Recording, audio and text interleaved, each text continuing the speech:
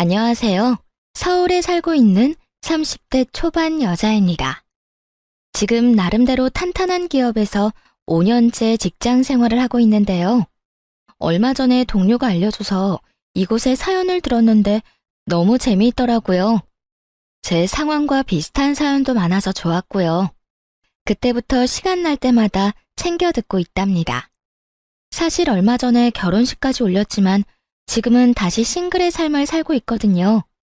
아무 근심 없을 것 같다는 소리 많이 듣는데 남자 때문에 험한 꼴 제대로 봤네요.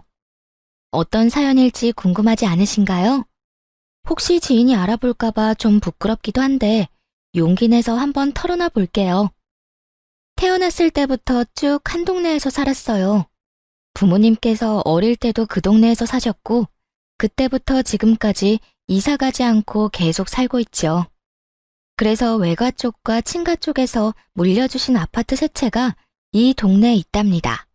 할아버지께서 지내셨을 때만 해도 그렇게 비싸지 않았는데 이젠 대한민국에서 제일 땅값 비싼 지역이 되었네요. 부모님께서는 항상 운이 좋았다고 감사하면서 살아야 된다고 말씀하시곤 했답니다. 그래서인지 어릴 때부터 별로 부족함을 느끼지 못했어요. 매사 그냥 편안하고 여유롭게 살려고 하는 편이고요. 부모님께서 공부를 잘하라거나 좋은 직업 가지라고 압박하시지 않아서 가능했죠. 어느 날 친구가 남자를 소개시켜준다고 하더라고요. 그냥 한번 만나봤는데 그 사람이 바로 전 남편이었어요. 고객님이 갑자기 소개팅을 시켜주신다고 해서 반신반의했거든요. 그런데 지금 보니 나오길 잘한 것 같아요. 정말 반갑습니다, 세아 씨. 아, 네. 저도 잘 나온 것 같은데요. 세무사 하신다고 들었어요. 제 친구가 좀 까다롭게 굴죠? 성격이 깐깐해요. 아닙니다. 엄청 잘 대해주세요. 다행히 마음에 드셨는지 제 일 처리를 좋아해 주시더라고요. 역시 깐깐하신 분이라 우리가 잘 어울릴 거라고 딱 한눈에 아셨나 봐요. 저를 너무나 잘 아는 친구라서 잘생긴 남자를 소개시켜줬더라고요. 그만큼 남편은 훈남 이상으로 준수했고 성격도 다정했답니다. 그래서 그런지 첫 만남부터 눈에 불꽃이 튀었어요. 그렇게 1년 정도 서로한테 푹 빠져서 연애를 했습니다. 우리가 만난 지도 좀 됐는데 자기는 결혼 생각 없어? 나는 이제 30이 넘으니까 좀 생각이 많아지네. 나도 우리 자기랑 결혼하고 싶지. 근데 그 전에 말해야 할 게 있어. 무슨 말인데 그렇게 뜸을 들여? 갑자기 막 무서워지려고 해. 우리 가족이랑 집안 상황에 대해서야. 가끔 자기 말 들어보면 강남에 살고 부모님도 경제적으로 여유 있으신 것 같더라. 자기도 사랑 많이 받고 자랐다는 게 느껴져. 근데 난 완전히 반대거든. 거의 개천에서 용난 케이스라고 할까? 그래서 자기한테 우리 집 얘기하기가 좀 그렇더라고. 그랬구나. 그러고 보니 자기 가족들 얘기는 거의 들어본 적이 없네. 또 자기가 지금 혼자 사니까 별로 가족들 생각은 안 해봤어. 우리 집은 아직도 상가주택에 전세로 살아. 내가 어릴 때부터 방 2개 있는 집에서 동생 2명이랑 부모님이랑 계속 살았어. 나는 회계사 시험 합격하자마자 바로 독립했고, 안 그러면 진짜 미칠 것 같았거든.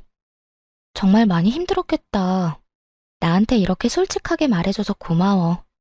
난 자기 자체를 사랑하고 좋은 사람인 거 아니까 결혼하고 싶은 거야. 자기 가족들이면 다 좋은 분들일 것 같아.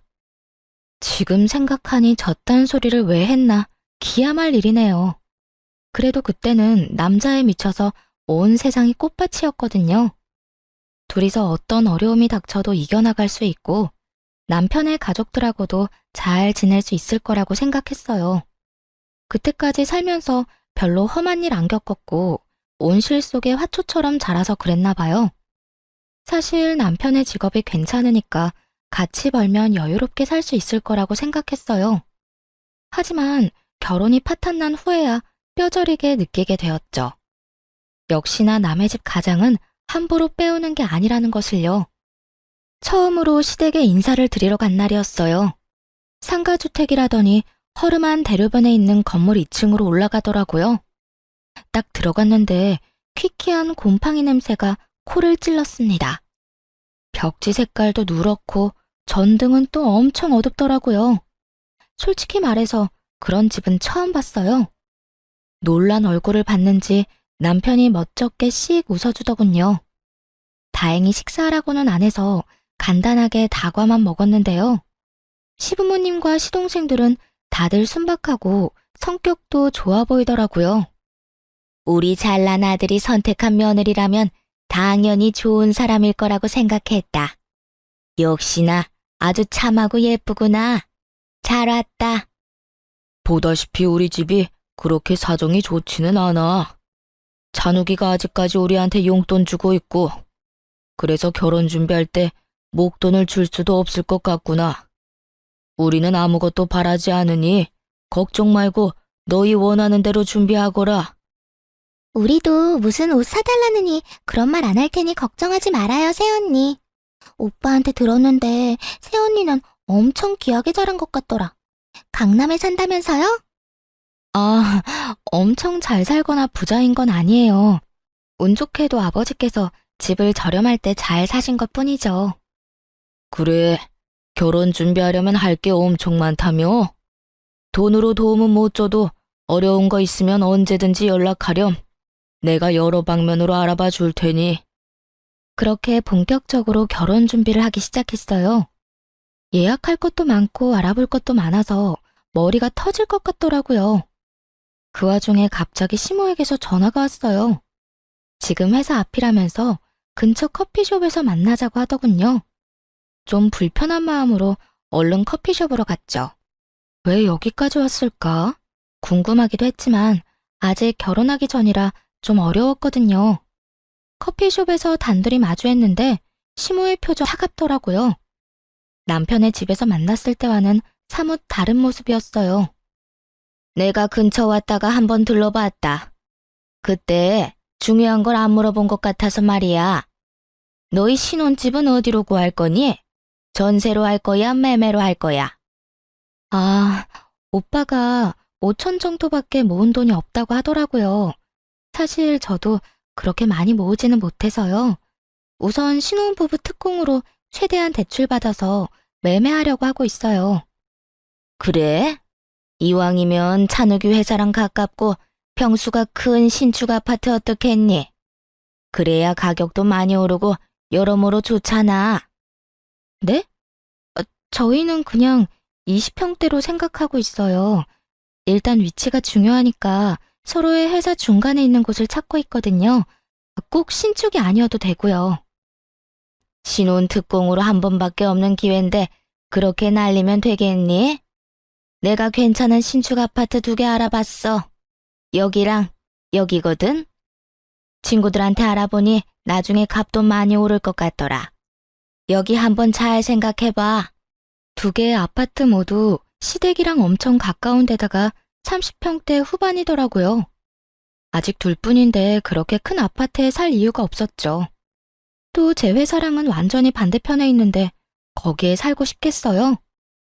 무엇보다 시댁이랑 가깝다는 점 때문에 제일 거부감이 생기더라고요.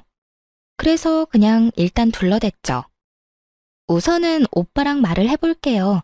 근데 너무 넓은 곳은 관리하기 힘들 것 같아서요. 저도 봐둔 아파트가 있어서 그거랑 한번 비교해 볼게요. 너도 실물을 직접 보면 좋다고 할 거야. 아니면 이번 주말에 찬욱이랑 같이 와서 한번 둘러볼래? 내가 잘 아는 부동산 지인이 있거든. 얼마나 집요하게 계속 물고 넘어지시던지 애 둘러서 거절하느라 정말 힘들었습니다. 근데 웃긴 게 마치 짠 것처럼 남편도 그 아파트를 은근슬쩍 계속 말하더라고요. 나도 아파트 좀 알아보긴 했거든. 근데 어머니가 알려주신 그 아파트가 제일 괜찮은 것 같더라고. 어차피 대출받을 건데 좀 넓은 게 낫지 않아? 나중에 아이 태어나면 어차피 큰 평수 필요하잖아. 그럼 대출 금액이 너무 많아지잖아. 그리고 아이들이랑 산다고 해도 방 2개면 충분할 텐데. 무슨 신혼부부가 방 4개짜리 아파트에서 시작해. 이왕이면 넉넉한 게 좋잖아. 우선 한번 가보자. 요즘은 신축이 참 잘 빠졌다고 하더라고. 이번 주말에 같이 둘러보자, 응? 결국 남편한테 끌려서 그 아파트를 보러 갔는데요. 새 아파트인데다가 넓어서 그런지 확실히 좋아 보이긴 했어요. 생각보다 괜찮다는 분위기를 읽었는지 남편이 신나서 더욱 푸시를 하더군요. 우리가 살기에 여기가 딱이라면서요. 근데 너무 넓고 우리한텐 과한 것 같아. 여긴 사실 5, 60대 정도 부부가 자식들이랑 사는 아파트 아니야? 일단 더 생각해보자. 단호하게 말하니까 남편도 그 후로는 더 뭐라 안 하더라고요. 하지만 토라진 게 딱 보였습니다. 그래도 신중해야 할 문제이기에 애써 모른 척을 했죠. 더 이상 별말이 없길래 그대로 포기한 줄 알았는데요. 그 다음 주에 부모님과 함께 식사하는 자리에서 대뜸 그 말을 친정아버지한테 하는 게 아니겠어요? 신혼집에 대해서 물어보시지도 않았는데 대뜸 말하니 어이가 없었어요. 마치 벼르고 온 사람처럼 말이죠. 역시나 그 말이 걸리셨는지 아버지가 말씀하셨습니다. 거기가 그렇게 괜찮으면 아빠가 돈 줄 테니까 매매해도 돼. 난 네가 이 동네에서 살았으면 했는데 최서방은 그쪽이 마음에 드나 보다. 같이 둘러봤는데 좋았다니 사실 나쁠 것도 없지. 싫어요. 거긴 너무 넓고 시댁이랑도 가까워요. 더군다나 우리가 집 사는데 왜 아빠가 돈을 줘요? 진짜 괜찮아요. 하나뿐인 외동딸이 결혼하는데 아빠가 그 정도도 못 해주겠어? 사실 네가 우리 집 근처에서 살고 싶다고 하면 아파트 하나 그냥 주려고 했었어. 근데 다른 동네가 좋다니 아쉽지만 아빠가 그 정도 선물은 할 수 있지. 최서방한테는 내가 아는 은행에서 저렴하게 대출해줬다고 하고 매매해. 괜한 부담은 갖지 말고. 몇 번이나 거절했지만 부모님이 계속 말씀하셔서 마음이 흔들리더라고요. 결국 아버지가 1억을 뺀 나머지 매매 금액을 빌려주시기로 했어요. 남편한테는 아버지가 시킨 대로 말했죠. 아버지 친구가 은행 지점장이라서 대출 이자를 엄청 괜찮게 쳐주신대. 그래서 거기에 내 이름으로 대출 받으면 될 것 같아. 그래? 진짜 잘 됐다. 역시 내가 장가 하나는 잘 간다니까. 처갓집이 능력 있으니까 도움을 많이 받네. 진짜 고마워, 자기. 어차피 빌리는 건 똑같은데 뭐. 대신 대출이자 더 낼 테니까 아파트는 내 명의로 하는 게 어때? 그건 좀 아니지 않아? 차라리 이자를 내가 더 내고 내 명의로 하면 모를까. 그건 절대 안 돼. 무조건 공동 명의로 해야지. 남편은 생각보다 훨씬 더 화를 내면서 절대 안 된다고 펄쩍 뛰더라고요. 반대할 줄은 알았지만 사실 제 입장에선 좀 억울하죠. 우리 아버지가 90% 정도 돈을 대주는 건데 아버지 명의로 해야 할 판 아닌가요?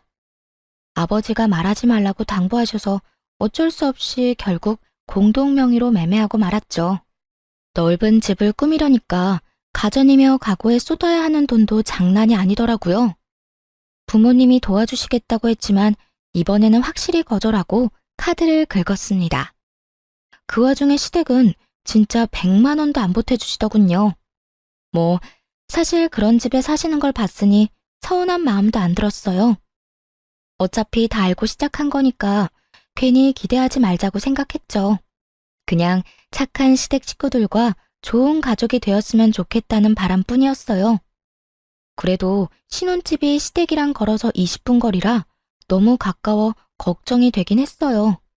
혹시 아무 때나 찾아오면 어쩌나 하고요. 왜 불안한 예감은 틀리지 않는지 그 걱정은 빠르게 현실이 되었답니다.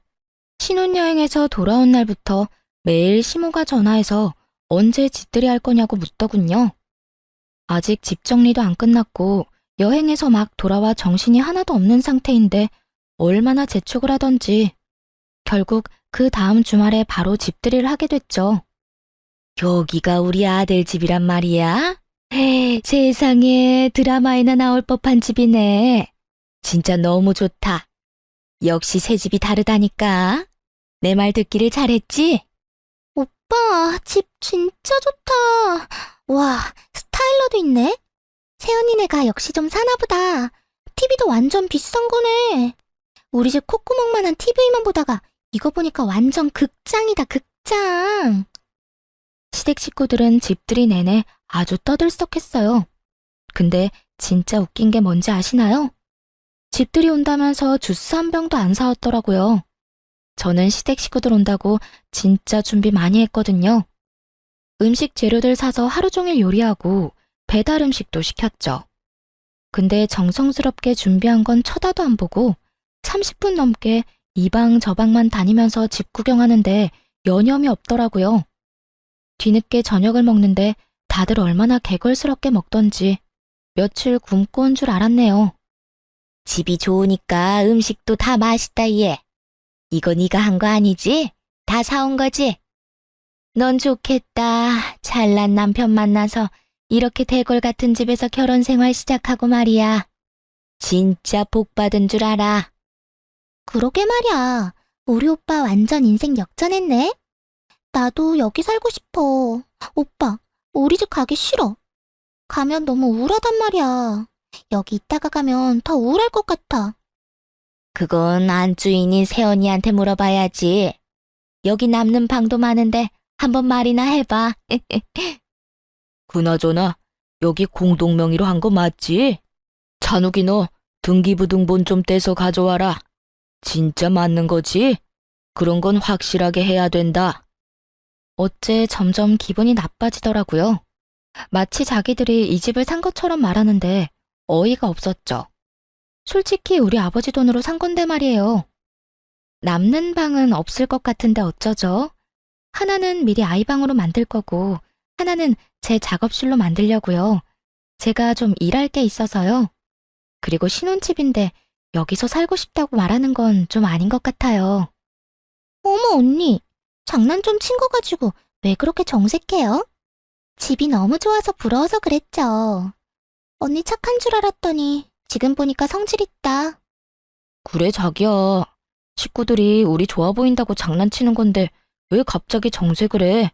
없는 소리 한 것도 아니고. 자, 아버지 술 좀 더 드릴까요? 순식간에 편먹고 이상한 사람 취급하는데 진짜 황당했습니다. 하지만 분위기에 휩쓸려서 가만히 있을 수밖에 없었어요. 집들이는 저녁 6시부터 무려 밤 12시까지 이어졌어요. 10시간 동안이나 자기네끼리 웃고 떠드는데 옆에만 있어도 너무 피곤하더라고요. 너무 쉬고 싶어서 빨리 갔으면 싶은데 아니 새벽 1시가 돼도 안 가는 거예요. 시간이 너무 늦었는데 집에 안 가보셔도 돼요? 아침부터 짐 정리하고 음식하느라 너무 피곤해서요. 피곤하면 안에 들어가서 자면 되지. 우리 그렇게 꽉 막힌 시부모 아니야. 얘기 좀 더 하고 들어가 잘 테니까 넌 먼저 차렴. 네? 여기서 주무신다고요? 이불도 없고 베개도 없어서 불편하실 텐데요. 그리고 제가 너무 불편해서 안 돼요. 그냥 지금 가시는 건 어떠세요? 아 자기야. 이 새벽에 위험한데 어떻게 집에 가시라고 그래. 어차피 내일 일도 안 하는데 어때? 주무시고 가세요. 너네도 자고 가. 편하게 해, 편하게. 이제 우리 가족이잖아. 남편도 거나하게 취했는지 저 소리만 반복하다가 거실에 푹 쓰러져서 자더군요. 그러자마자 마치 짝이라도 한 듯이 시모랑 시누이가 방으로 쏙 들어가는 거 있죠? 시부랑 시동생도 다른 방으로 쏙 들어가 버렸고요. 아까까지만 해도 취해서 미적미적 대더니만 방으로 갈 때는 얼마나 민첩하던지요. 아주 첩보작전이라도 짜고 왔는 줄 알았네요. 뭐 사실 자기들끼리 다 계획 짜고 온 거였겠죠. 너무 기가 막히고 이게 도대체 뭔 일인가 싶어 잠을 설쳤답니다. 그리고 다음날 아침 거실이 왁자지껄 시끄러워서 나가봤어요. 시댁 식구들이 아주 자기 집처럼 텔레비전을 크게 틀어놓고 깔깔대고 있더라고요. 저를 발견한 시모가 앙칼지게 말했죠. 해가 중천에 떴는데 지금 일어났니? 아무리 그래도 시부모가 집에 있는데 일찍 일어나서 아침밥 차릴 생각은 해야지. 어제 술 먹어서 다들 속쓰린데 얼른 해장국 좀 끓여봐라. 아직 시부모가 어려울 때였으니 어쩌겠어요. 결국 아무 말도 못하고 바보처럼 허겁지겁 북엇국 끓이고 밥하고 그랬네요. 다들 또 얼마나 짭짭대면서 먹는지 밥맛이 떨어져서 그냥 옆에서 멍하게 있었어요. 몇 번 같이 밥 먹어보고서야 알게 된 사실이 있는데요. 가정교육을 잘 못 받아서 그렇게 다들 후루룩 짭짭 개걸스럽게 먹는 거였더라고요. 근데 넌 요리를 많이 안 해봤니? 국이 좀 밍밍하네. 육수를 제대로 내야지. 앞으로 내가 요리 좀 가르쳐줘야겠네. 우리 엄마 요리 진짜 잘하거든요. 앞으로 새언니가 많이 배워야겠다. 국이 그냥 맹물 같네. 우리 오빠 입맛 까다로운 편인데 어떡해? 제가 집에서 밥만 하는 사람도 아니고 저도 일하는데요, 뭐. 밥은 각자 알아서 해 먹어야죠. 요즘 시대에 어떤 집에서 와이프만 밥하나요? 저 집에서 요리 한 번도 안 하고 귀하게 커서 할 줄 아는 거 별로 없어요. 요즘엔 밀키트도 잘 나오고 사 먹는 게 더 낫죠. 아가씨는 저보다 어린데 그런 것도 잘 몰라요? 아무리 그래도 남편한테 밥은 해줘야 하는 거 아니에요? 난 남편이 이렇게 좋은 집에 살게 해주면 매일 십첩반상 차려주겠네. 노골적으로 불편하다는 표정을 지으니 그제야 겨우 시댁 식구들이 돌아갔어요. 그들이 나가자마자 남편한테 화를 냈죠. 아니, 신혼집에 토요일 저녁에 와서 일요일 밤에 가는 게 정상이야? 나 너무 피곤해. 주말에 하나도 못 쉬고 당신 가족들 수발이나 들고. 이게 뭐야? 이제 우리 한 가족이야. 아니, 가족이 우리 집에 와 있는 게 도대체 뭐가 이상하다는 건지. 난 당신이 더 이해가 안 돼. 이렇게 정없는 사람인 줄 몰랐네. 오히려 저를 정없고 이상한 사람이라고 몰아가는 남편의 모습에 실망스럽더라고요. 그래도 신혼이니까 괜한 다툼 안 만들고 이해하려 노력했답니다. 근데 얼마 지나지 않아 또 일이 터졌죠. 퇴근하고 집에 왔는데 문 앞에서부터 여자 웃음소리가 크게 들리더라고요. 남편이 늦게 오는 날인데 무슨 일인가 싶어 놀라서 들어가 봤죠. 그랬더니 세상에 신우이가 혼자 거실에 앉아서 TV를 보며 깔깔대고 있더군요. 아니 아가씨, 지금 남의 집에서 뭐해요? 오빠는요? 오빠도 없는데 지금 혼자 있는 거예요? 아, 오빠는 늦게 온다고 도어락 번호 알려줬어요. 언니, 밥 없어요? 나 배고픈데. 아가씨, 허락도 없이 이렇게 남의 집에 혼자 와 있는 거 무례한 거예요. 더군다나 지금 내 옷 입고 있는 거예요? 아, 너무 땀을 흘려서 샤워 좀 했어요. 오빠 티셔츠 좀 입을 수 있지. 언니 너무 야박하게 구는 거 아니에요? 이제 우리 한 가족이잖아요. 제가 언니 동생이 이랬어도 그럴 거예요? 그때 때마침 남편이 들어오더군요. 너무 화가 나서 바로 남편을 노려봤죠. 근데 더 황당하게 신우이가 남편을 보자 갑자기 어린애처럼 엉엉 울어대는 거예요. 오빠, 새언니 너무 무서워. 오빠가 와 있어도 된다며. 자기 집이라고 이렇게 신우이를 무시해도 돼? 언니가 나 가래. 아니, 자기야, 왜 애를 울리고 그래? 내가 와 있으라고 그랬어. 솔직히 자기 친동생이었어도 이렇게 홀대했겠어? 둘이 짰어? 내 동생이었으면 여기 이렇게 와 있지도 못해. 아, 나 피곤해서 더 이상 말싸움할 힘도 없으니까 아가씨, 오늘은 그만 가줘요. 아, 진짜 당신이 그러면 내 입장이 뭐가 돼? 애 좀 편하게 있으라고 해. 여기 우리 공동명의잖아. 그럼 반은 내 거 아니야? 그럼 얘 여기 있어도 되잖아. 남편이 말도 안 되는 논리를 펼치는데 기가 차더군요. 그냥 대출금 얘기 다 말해버리고 둘 다 쫓아내고 싶은 마음이 굴뚝 같았어요. 너무 화가 나서 눈물까지 핑 도는데 심지어 시모한테서 전화까지 오더라고요. 받지 않으니 남편 놈이 제 귀에 핸드폰을 갖다 댔어요. 그러자 시모가 아주 호들갑을 떨면서 말하더군요. 이거 미안해서 어쩌니? 지금 애들 방 천장에 물이 새서 내가 급한 대로 거기로 보냈어. 거기밖에 갈 데가 없잖아.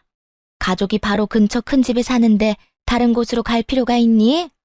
미안하지만 한 며칠만 좀 데리고 있어줘. 말도 없이 이렇게 쳐들어오는 건 아닌 것 같네요. 이미 밤이 늦었으니까 아가씨는 오늘 재우고 내일 내보낼게요. 넌 맏며느리가 돼서 어쩜 그렇게 야박한 소리를 하니? 아니, 그리고 막말로 그게 다 네 집이니? 우리 아들 집에 간다는데 네가 왜 오라 말아야? 그때 남편이 전화를 확 뺐더니 이딴 말을 하더군요. 걱정 마시고 찬성이도 오라고 하세요. 집에 물난리가 났다는데 당연히 여기로 와야죠. 그렇게 하시고 끊어요. 당신, 지금 나한텐 한마디 상의도 없이 이게 무슨 독단적인 행동이야? 내가 안 된다고 말씀드렸잖아. 지금 내 말 무시하는 거야? 너야말로 우리 가족 무시해? 집 가난하고 집에 물 새고 그런다고 지금 무시하는 거냐고. 집에 물이 새는 게 무슨 죄야? 남편이 처음으로 그렇게 버럭버럭 큰 소리로 화내는데 정말 너무 놀랐어요. 입에서 말도 안 나오더라고요.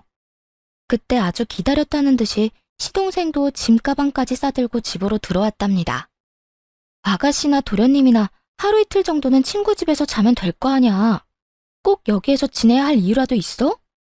그럼 오빠가 바로 근처에 사는데 굳이 남의 집 갈 이유는 있어? 너도 고집 좀 그만 피워. 밤이 늦었으니까 일단 애들 먼저 재우고, 야, 너는 저 방 쓰고 넌 저 방 쓰면 돼. 신경 안 쓰이게 조용히 잘 지내. 알았어? 알았어. 채연이 진짜 무섭다, 무서워. 집 없는 사람 서러워서 어디 살겠어? 나도 남자 잘 만나서 이런 집에서 살고 싶다. 신우이랑 시동생은 마치 지네들 방인 양 자연스럽게 쏙 들어가 버리더라고요. 뭐라 말할 틈도 없었습니다. 결국 그 밤에 대판 싸우고 남편은 거실 소파에서 잤답니다. 서로 얼굴 보지도 않고 출근해서 하루 종일 기분 나쁜 상태로 지냈고요. 그런데 퇴근하고 집에 와봤더니 무슨 상황이 벌어진 줄 아세요? 직접 두 눈으로 보고도 못 믿겠더라고요. 집안이 아주 난장판의 개판이었죠. 신우이랑 시동생 남편이 식탁에 둘러앉아서 잔뜩 어지럽히고 있었어요. 거실 바닥에도 가자 부스러기에 머리카락에, 아니, 하루 만에 집안 꼴이 이렇게 될 수가 있나요? 이런 심정도 모르고 신우이는 비아냥거리는 소리나 계속 해댔습니다. 언니, 배고픈데 뭐 먹을 거 없어요? 아니, 언니는 집에서 요리를 아예 안 해요? 뭐 먹을 게 하나도 없네. 우리 오빠 불쌍해. 완전 빈손으로 오셨네. 저녁에 장 봐와서 뭐 좀 해줄 줄 알았는데. 형수님이 저녁 해줄 거라고 형이 그랬잖아. 아님, 뭐라도 시켜줘, 형. 여보, 애들 배고픈데 뭐라도 좀 간단하게 해줘. 내 체면이 있지. 순순히 해준다고 하니 아주 셋이 신나서 거실에서 TV를 보며 깔깔대더군요. 조용히 라면 3개를 끓여서 냄비째 식탁에 올려놨죠. 냄새를 맡고 주방으로 슬슬 기어오더라고요. 난 뭐 맛있는 거 해줄 줄 알았는데 꼴랑 라면? 아, 형수님, 스케일이 너무 작네. 짜! 이게 뭐야? 언니, 너무 짜요. 뭐야? 바쁘게 일하고 온 사람한테 밥 차리라는 게 지금 말이 돼요? 하루 종일 놀면서 내 집 엉망으로 만들어 놓고는 난 더 이상 못 참으니까 당장 내 집에서 나가. 이렇게 미친 사람처럼 소리를 지르니까 신우이와 시동생이 놀랐나 봐요. 슬금슬금 현관문 쪽으로 가더니 둘 다 나가버리더라고요. 남편도 놀랐는지 그냥 벙쪄 있었고요. 참는데도 한계가 있어. 남의 집에 쳐들어왔으면 깨끗하게라도 하고 있어야지 개판으로 만들어? 또 내 옷까지 입고 바닥에 던져놓은 꼴 좀 봐. 이래서 가정교육이 중요한 거야. 여기서 가정교육 얘기가 왜 나와? 그래, 너는 어릴 때부터 강남에서 잘 살았고 나는 하급이라 이거야? 이제 본색을 드러내는구나. 먼저 본색 드러낸 건 당신이랑 당신 가족들 아니야? 결혼하고 처음에 나한테 뭐라고 했어? 다 알아서 하라면서 상관 안 한댔잖아. 그런데 지금은 당신 가족들이 우리 집에 나보다 더 오래 있어. 누가 보면 당신 가족들이 사는 집인 줄 알겠다고. 고작 며칠 있는 거 가지고 왜 그래 진짜. 내가 너 때문에 우리 가족 볼 면목이 없어. 장인 장모가 이 집에 와 계신다고 생각해봐. 그러면 네가 그때도 이딴 식으로 행동했을까? 몇 번을 말해. 그런 상황 자체를 안 만든다고. 당신 가족들이 들락거리느라 우리 부모님은 아직 여기 와보지도 못하셨어. 그건 알고서 지금 그딴 말을 하는 거야? 그 후로 2주 넘게 남편이랑 눈만 마주치면 싸웠어요. 남편만 봐도 너무 스트레스를 받아서 일부러 야근하고 늦게 들어왔고요. 어차피 방도 많겠다. 남편한테 다른 방 가서 자라고 해버렸죠.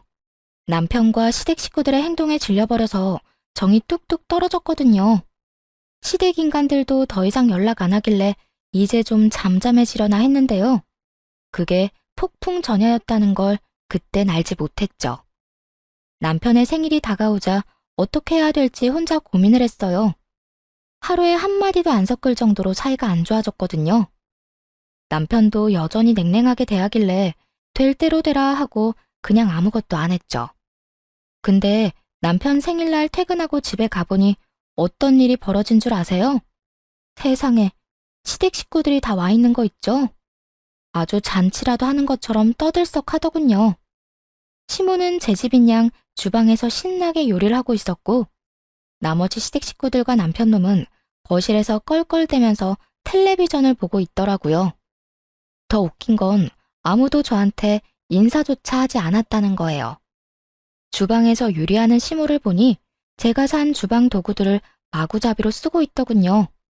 그 모습을 보니까 화가 확 나더라고요. 지금 뭐 하세요? 온다고 말도 없으셨잖아요. 이건 다 뭐예요? 우리 장남 생일인데 마누라인 네가 아무것도 안 하고 있다잖니. 엄마인 나라도 미역국을 끓여줘야지 어떡하니? 내가 못나서 우리 아들이 마누라한테 미움을 받는다는데.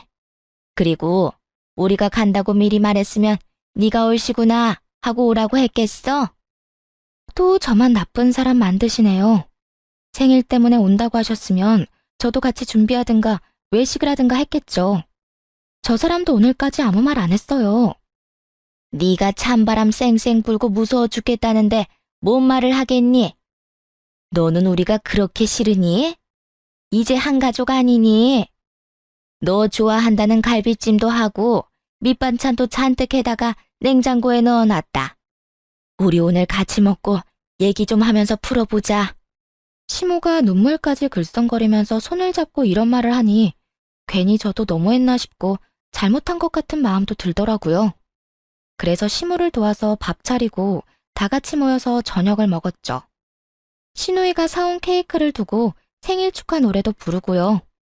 정말 오랜만에 화기애애한 분위기가 이어졌어요. 새언니, 우리 너무 미워하지 말아요. 언니가 깔끔한 사람인 거 잘 알았으니까 앞으로 조심할게요. 가끔씩 여기 놀러와도 좀 따뜻하게 대해줘요. 너 대신 내가 네 남편 생일상도 차려주고 음식도 다 해줬다. 솔직히 나 같은 시어머니 있나 한번 찾아봐라. 이렇게 잘해주는 시어머니 진짜 없다. 맞아. 우리 엄마 같은 사람 진짜 없어. 자기한테 뭐라고 하지도 않고 밥도 해주고 말이야. 이렇게 투덕대는 것도 다 가족이 되는 가정이지 뭐. 나도 그동안 미안했어. 자기, 우리 오늘로 다 푸는 거다. 그날 밤에 같이 농담도 하고 시부모의 옛날 얘기도 들었습니다. 거의 새벽 2시까지 가볍게 맥주도 마시며 그동안 쌓인 걸 풀었어요. 시간이 늦어서 다들 우리 집에서 자고 가기로 했고요. 시모랑 시누이 둘이 자고 시동생과 시부가 다른 방에 들어가 잤습니다. 그렇게 일단락이 됐다면 그쪽 입장에선 참 좋았겠죠. 아침이 되자마자 작전을 개시했습니다. 시댁 식구들이 자고 있는 방마다 들어가서 냄비를 신나게 두드려댔어요. 특히 시모랑 시누이 귀에 대고 더 크게 쾅쾅 두드려댔죠. 아유, 시끄러. 귀 찢어지겠네. 얘가 지금 아침부터 미쳤나? 그만하지 못해? 여보, 뭐 하는 거야? 뭐 잘못 먹었어? 그만해, 그만하라고. 남편이 손에서 냄비와 국자를 뺏으려고 달려들었죠. 이에 질세라 그 국자로 남편 머리를 팍 세게 쳐버렸답니다. 정신 나간 건 너네들이지. 당장 옷들 좋아 입고 내 집에서 나가. 너도 나가, 당장. 뭐? 아니, 내가 왜 내 집에서 나가? 나갈 거면 당신이 나가. 당신이 뭔데 나가라 말아야? 꼴의 남자라고 자존심 상할까봐 걱정해줬더니 다 쓸데없는 짓이었어. 이게 네 돈으로 산 집이야? 네 돈 얼마 들어갔어? 꼴랑 5천만 원 들어갔지? 7억짜리 집에 말이야, 안 그래? 진짜 미친 척하고 남편의 옷들이며 가방들을 복도로 막 집어던졌어요. 신우이와 시모의 옷이랑 가방도 던져버렸죠. 그러자 남편놈이 저를 현관문으로 확 밀어버리더군요. 그대로 현관에 고꾸라져서 엎어진 꼴이 되었죠. 그걸 본 신우이와 시동생이 킬킬거리며 비웃더군요. 언니, 어제 술 잘 먹고 갑자기 머리 이상해졌나 봐. 진짜 웃긴다. 완전 코미디가 따로 없네. 그 꼴을 보니 더 열받아서 벌떡 일어나 남편의 뺨을 사정없이 갈겨버렸어요. 그러곤 핸드폰으로 동영상을 하나 보여줬죠. 이거 다 보고 나서도 킬킬거릴 수 있나 한번 두고 보자. 장난기 가득했던 신우의 얼굴이 동영상을 보자마자 하얗게 질리기 시작했답니다. 자기 얼굴과 시모의 뒤통수가 녹화되었고 짓거리는 말이 다 녹음되어 있었거든요. 어젯밤에 시댁 인간들이 다 자러 들어가고 난 뒤였어요. 오랜만에 방에서 화기애애한 분위기로 얘기한 후 남편은 금세 골아떨어졌죠. 저는 맥주 2잔밖에 안 마셔서 그런지 취하지도 않았고 눈이 말똥말똥 하더라고요. 그래서 혼자 TV나 볼까 하고 거실로 조용히 나갔어요. 근데 시모랑 신우이가 들어간 방 쪽에서 빛이 새어나오고 말소리도 들리더군요. 살짝 그쪽으로 가봤죠. 그런데 그 순간 신우이의 말이 귀를 확 잡아당겼어요. 새언니 진짜 단순해. 그치? 더 좀 비 맞춰줬다고 또 바로 풀리네. 내가 좀 어리숙해 보인다고 했잖아. 여유 있는 집에서 자라서 그런지 애가 의심도 없고 똑똑한 척 해대도 애가 허당이야. 그러니까 이 아파트도 산 거 아니야. 그러게 말이야. 한 달은 계속 밀어붙여야 될 줄 알았는데 여기 사라고 몇 번 말하니까 또 바로 그러자고 하는데 웃기더라. 그 큰돈 대출도 지 아빠 도움받아서 이자 싸게 잘 받았다며? 그래, 우리 찬욱이가 아주 제대로 물었어. 이제 여기로 이사 올 날도 얼마 안 남았다. 맞아. 이대로 한두 달만 잘해주면서 눌러 앉으면 계획대로 되는 거지 뭐. 오빠 하나 잘 둬서 드디어 우리도 이런 큰 집에 살아본다. 너무 좋아. 지가 아무리 싫다고 해봤자 어쩔 수 없어. 어차피 공동명의인데 자기 집도 아니잖아. 엄마, 우리 빨리 여기로 이사 오자. 여기 있다가 우리 집 가면 진짜 거지 같아. 빨리 거기 뜨고 싶어 죽겠어. 그때 물 샌다고 거짓말하고 일주일은 눌러 앉아 있으려고 했는데 혜언니가 얼마나 지랄을 하던지 좀 놀라긴 했어. 아, 좀만 더 기다려. 차근차근히 해야지. 욕심난다고 확 지르면 다 어그러지는 법이야. 엄마만 믿고 있어. 여기서 떵떵거리면서 살 날 얼마 안 남았어. 시모와 신우의 대화가 심상치 않아 바로 동영상을 찍어놨답니다. 계속 엿듣는데 너무 충격적이고 속았다는 사실에 화가 나서 몸이 떨리더라고요. 아침까지 잠 한숨 못 자고 이를 부득부득 깔면서 궁리를 했죠. 이것들을 대체 어떻게 해야 할까? 동영상을 본 시모와 신우이는 백지창처럼 하얘진 얼굴로 저를 봤습니다. 그런데 오히려 남편놈이 뻔뻔하게 소리를 치더라고요. 아니, 혼인신고한 부부가 시부모님 모시고 살 수도 있는 거지. 당신 도대체 뭐가 문제야? 우리가 결혼하기 전에 시부모님이랑 절대 같이 살면 안 된다고 약속이라도 했어. 뭐라고? 터진 입이라고 뻔뻔한 말이 잘도 나오네. 넌 결혼 전부터 작정하고 너네 식구들이랑 나를 속였어. 이거 사기죄야, 알아? 사기죄 좋아하네. 네가 법을 잘 알아? 너보단 내가 더 잘 알겠다. 아니, 그리고 지금이 아니더라도 양가 부모님 더 나이 드셔서 아프시면 어쩔 건데? 그땐 당연히 우리가 모셔야 하는 거 아니야? 그러기 전에 좀 미리 같이 살면 안 돼? 오히려 당신한테도 좋을걸? 우리 엄마가 대신 애도 봐주고 집안일도 해주면 얼마나 좋아. 아, 그래, 세아가. 같이 살면 살림도 해주고 우리 손주도 내가 다 봐주마. 오히려 네가 더 좋은 거지. 손해볼 게 있니? 그럼 이건 어때? 우리 가족들이랑 같이 사는 대신 내가 대출이자 다 부담할게. 아, 그래? 그럼 지금 대출이자 몇 프로인 줄 알아? 한 달에 얼마 내는지 아냐고. 왜 대답을 못해? 말해봐. 그거야. 생활비 통장으로 당신이 알아서 대출이자 내니까 난 모르지. 전기세 몇천 원 더 나왔다고 아끼자던 인간이 대출 이자는 왜 모를까? 내가 진짜 이런 말은 상스러워서 안 하려고 했는데 참을 수가 없다. 너 없이 산 거 티내니? 그냥 가만히만 있었어도 네 수준에선 꿈도 못 꿀 거 충분히 얻었을 거야. 왜 그 가짜는 머리를 굴려서 이런 사달을 만들어? 그게 뭔 말인데? 갑자기 전기세는 뭐고 이자는 왜 물어보는데? 아, 내가 다 낸다고. 좀 비싸도 내가 낸다고 됐지? 이거 한번 보고서나 말해. 이 집에 대출이 있나 확인해 보라고. 진짜 헛똑똑이는 너야.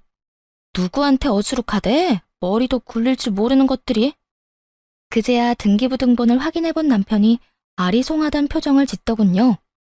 자기는 아무것도 모르겠다는 듯한 얼굴인데 꼴 보기도 싫었어요. 아니, 대출이 없네? 이게 어떻게 된 거야? 그럼 7억에 가까운 돈을 다 내고 매입했다고? 당신한테 그만한 돈이 있었단 말이야? 친정아버지가 그냥 사라고 돈 주셨어. 네가 이 아파트 사자고 난리를 쳐서 내가 곤란해하니까. 그리고 나중에 네가 이딴 식으로 나올까 봐 대출 받은 거라고 말하라고 하셨고. 어머 세상에, 우리 사돈이 보기보다 더 재력이 있으시네. 그 큰 돈을 한 번 해주시고 대단하시다 정말. 우리 아들 진짜 장가 잘 갔다. 사돈한테 전화드려서 감사하다고 말씀드려라. 이 집 인간들 IQ는 무슨 물고기 IQ야? 내가 지금까지 말한 거 뭐 들었어? 다 나가라고 내 집에서. 네 돈 달랑 5천 들어갔고 내 돈 7억 들어갔으니까 나가라고. 나가기는 내가 왜 나가? 엄연히 이 집 공동명이야. 이거 왜 이래? 그렇게 걱정이 됐으면 아예 처음부터 말하고 당신 명의로만 하든가. 그런데 그냥 바보같이 공동명의로 한 거잖아. 이제 와서 뭐 어쩔 건데? 무식하면 용감하다더니 딱 그 짝이더라고요. 눈을 까뒤집고 침 튀기며 살벌하게 말하는 남편놈이 더는 인간으로 안 보였습니다. 그래서 그냥 차갑게 비웃으며 말해줬죠. 우리 아버지가 그 큰 돈을 주시면서 그런 것도 안 알아보셨을까봐? 걱정해줘서 고맙다 고마워. 명의 취소 소송 진행할 거니까 걱정하지 마. 네 이름 빼는 건 일도 아니니까. 네가 아무리 그래 봤자다. 넌 엄연히 우리 최 씨 가문으로 시집 왔고 죽어도 우리 집 귀신이야. 우리 아들이 너랑 이혼할 것 같니? 소송을 하든 뭐든 해봐. 우리는 이 집 절대 안 뺏긴다. 내가 왜 그쪽 집안 귀신이에요? 나 아직 법적으로 솔로거든요? 시모가 말하는 꼴이 너무 웃겨서 마구 웃음까지 나오더라고요. 뭐야? 오빠 혼인신고 안 했어?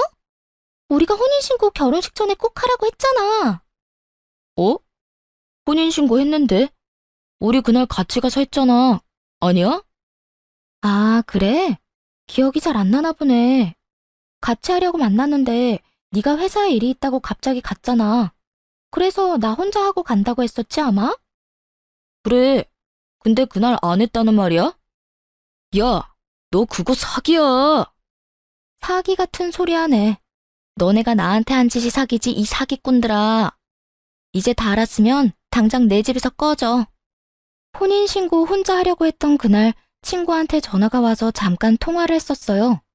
친구가 요즘은 좀 살아보고 늦게 신고한다면서 나중에 하라고 하더라고요.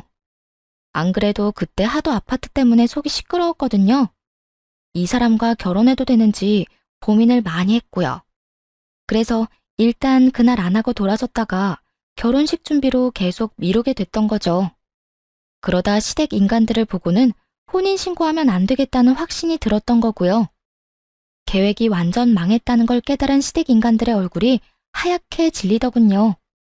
이렇게 했는데도 순순히 나가지 않을 것 같아서 바로 경찰을 불렀어요.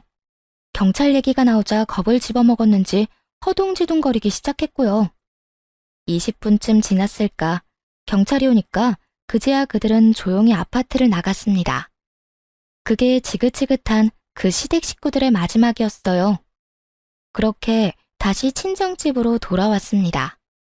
모든 이야기를 들은 아버지가 바로 명의 취하 소송을 시작하셨죠. 당연히 제가 승소했고 아파트는 제 명의로 변경되었고요. 그 와중에 전 남편 놈이 전화에 대고 메시지까지 보내대서 얼마나 지겨웠는지 몰라요. 눈앞에서 7억짜리 집이 날아갔는데 진짜 죽을 맛이었겠죠. 그러게 왜 부리지 말아야 할 욕심을 부렸을까요? 한 번은 어떤 일이 있었는지 아시나요? 전 남편 놈이 택배 기사라고 속이고 우리 집까지 와서 배를 눌렀더라고요. 택배라고 해서 무심코 나갔다가 전 시모랑 둘이 서 있는 걸 보고 얼마나 놀랐던지요. 전 시모는 저를 보자마자 울먹이면서 무릎을 꿇고 빌기 시작했답니다. 세아가 다 내 잘못이고 내 탓이다. 나이가 70이 다 돼가는데 여태껏 구질구질하게만 살아서 눈이 돌았나 보다.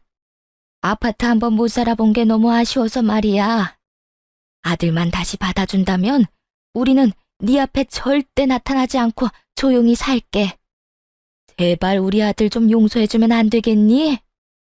자기야, 그동안 우리가 사랑했던 시간들을 생각해봐. 이렇게 끝낼 수 있어? 자기만 허락해주면 이제 가족들은 안 보고 살기로 결정했어. 그러니까 자기가 결정해주면 돼. 부모님 안 보고 살겠다고 결심하는 게 쉬운 건 아니잖아. 지금 아무 사이도 아닌데 뭔 결정을 해? 이제 너랑 길에서 마주치지도 않을 거니까 내 눈앞에서 사라져. 네가 그렇게 사랑하는 네 가족들이랑 행복하게 살라고. 내가 너한테 부모 만나지 말라고 한마디라도 했니? 누구한테 뭔 말도 안 되는 덤터기를 씌워. 당장 꺼져. 막말로 당신 집에는 돈 많잖아. 그냥 그 집에서 같이 오손도손 살면 됐을걸. 이게 뭐야? 내가 당신 입장이었다면 장인 장모 모시고 살았을 거야. 그렇게 네 부모님이 애틋하고 안타까우면 네 돈으로 효도해. 남의 돈 가로채서 대리효도할 생각 말고. 우리 아버지도 돈 힘들게 모아서 보태주신 거야. 그 돈은 뭐 하늘에서 떨어졌어? 너 같은 인간이랑은 다시 말하기도 싫으니까 눈앞에 나타나지 마. 또 오면 바로 스토킹으로 고소할 거야. 알았어? 그렇게 현관문을 쾅 닫아버리고 들어왔죠.